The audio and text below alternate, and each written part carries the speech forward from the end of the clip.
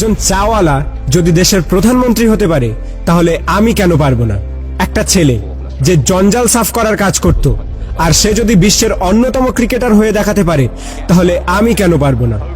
একটা মানুষ কোনো ডিগ্রি ছাড়াই শুধুমাত্র পেট্রোল পাম্পে কাজ করে ইন্ডিয়ার বেস্ট বিজনেসম্যান হতে পারে তাহলে আমি কেন পারবো না? হাই স্কুলের বাস্কেটবল টিম থেকে বাদ দিয়ে দেওয়ার পরেও যদি সে দুনিয়ার বেস্ট বাস্কেটবল প্লেয়ার হতে পারে তাহলে আমি কেন পারবো না? কিছু লোক কলেজ ড্রপ আউট করার পর নিজের কোম্পানিতেই কলেজের টপারদের হায়ার করতে পারে তাহলে আমি কেন পারবো না? এক ব্যক্তি যাকে নিউজ পেপার কোম্পানি চাকরি থেকে বাদ দিয়ে দেয় কারণ তার মধ্যে নাকি ক্রিয়েটিভিটি কম ছিল, আইডিয়া কম ছিল, সেই ব্যক্তি যদি পরে মিকি মাউসের মতো ক্যারেক্টার ক্রিয়েট করতে পারে তাহলে আমি কেন পারবো না?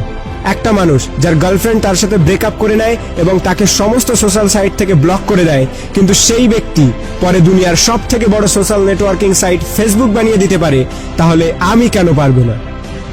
এক ব্যক্তি 999 বার ফেল হওয়ার পরেও হার না মেনে 1000 বারের মাথায় বাল্ব আবিষ্কার করতে পারে তাহলে আমি কেন পারবো না?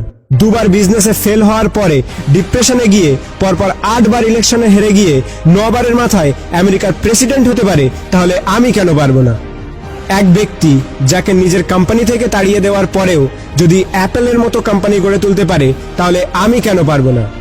একটা মেয়ে যে 9 বছর বয়সে সেক্সুয়ালি অ্যাবিউজড হওয়ার পরেও 10 বছর বয়সে প্রেগনেন্ট হওয়ার পরেও লোকাল টিভি শো থেকে বের করে দেওয়ার পরেও অস্কার জিততে পারে এবং কোটি কোটি টাকা ইনকাম করতে পারে তাহলে আমি কেন পারবো না? একটা জবলেস মেয়ে যার স্বামী তাকে ডিভোর্স দিয়ে দেয় এবং 3 বছরের বাচ্চাটিকে মানুষ করার দায়িত্ব তার উপরে চলে আসে, ডিপ্রেশনে যাওয়ার পরেও ওয়ার্ল্ডের সব থেকে বিখ্যাত নোভেল সিরিজ অর্থাৎ হ্যারি পটার লিখে ফেলে, যার ফলে সে কোটি কোটি টাকা ইনকাম করছে, তার একদিনের ইনকামে একটি ল্যাম্বরগিনি কেনা যাবে।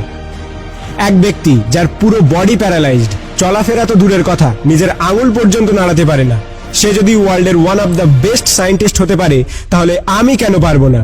তোমরা সব জিনিসই অ্যাচিভ করতে পারো যেটা তোমরা করতে চাও, যার স্বপ্ন তোমরা দেখো, শুধু তার জন্য একটা আগুন দরকার, একটা স্পার্ক দরকার। নাথিং ইজ ইম্পসিবল, আর এই স্পার্ক তোমাদের নিজেদের মধ্যে আছে। তুমি নিজেই দোষী তোমার ফেল হওয়ার জন্য। এখন তুমি যেখানে আছো সেটা তোমার অতীতের কর্মের ফল, এবং কাল তুমি কোথায় পৌঁছাবে সেটা তোমার আজকের কর্মের ফল হবে।